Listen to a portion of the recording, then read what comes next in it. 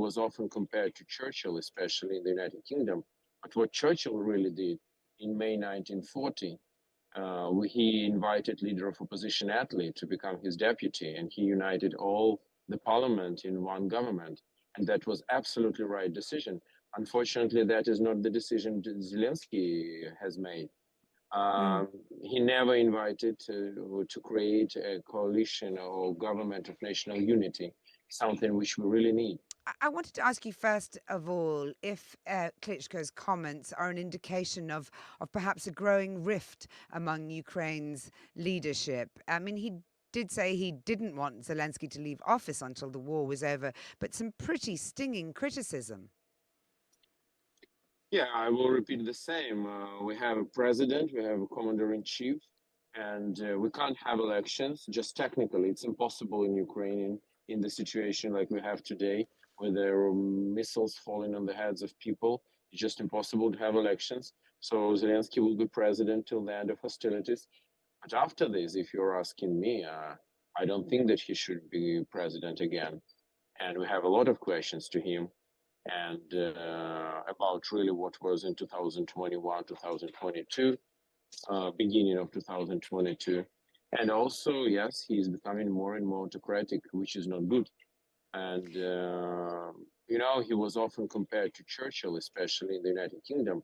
But what Churchill really did in May 1940, he invited leader of opposition Attlee to become his deputy, and he united all the parliament in one government. And that was absolutely right decision. Unfortunately, that is not the decision Zelensky has made. He never invited to create a coalition or government of national unity, something which we really need. Watch at Israel. Immediately after Hamas attacked, Netanyahu invited all opposition to the government, and then the hate between Israel and politicians is big, but this is existential threat. So that's why I think Zelensky should do the same move, but he didn't. All power just in his hands and hands of his head of forces, Mr. Yermak, which is not good because they're just two alive persons, and even the most genius person can't run the country like this alone. Yeah. One of the things that Vitaly Klitschko said was that at some point we will no longer be any different from Russia, where everything depends on the whim of one man. I mean, that's a pretty serious thing to say right now as you're locked in war with Russia.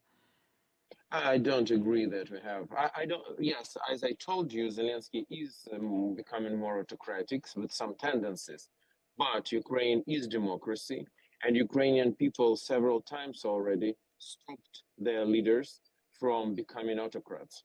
So tendencies is one thing, but Russia is absolutely another thing. And Ukrainians are absolutely different from Russians. Russians are imperialistic. They agree for such style of governing of their country. Ukrainians will never agree with this. So it will not happen in Ukraine. I don't see real big threats of this. Oleksiy, sorry, that's really difficult with those announcements in the background, but I'm sure you're doing your best. I just wondered if you worry at all about, if that a breakdown in unity in terms of, presenting a united front as a nation, which, in fairness, President Zelensky has been pretty good at since the beginning of the war. Whether you worry that if division starts to be apparent, that international support might dwindle.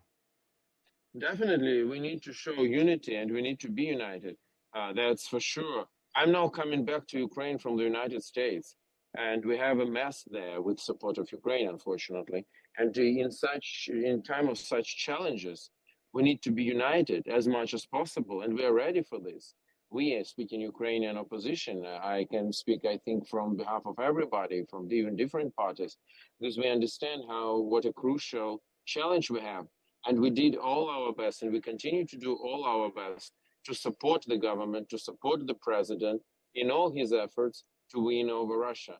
But here should be also something from his side. He also should need to give us a hand and to share this responsibility and to work together. Unfortunately, he is not doing this for the moment. Alexei, just finally, I'm glad to hear that you're returning from America because last time I spoke to you, I think you'd been told you couldn't travel, you weren't allowed to leave the country. What's changed? Yeah, changed. I was allowed to go to the committee of the Parliamentary Assembly of the Council of Europe, where I represent Ukraine, and which is part of my job.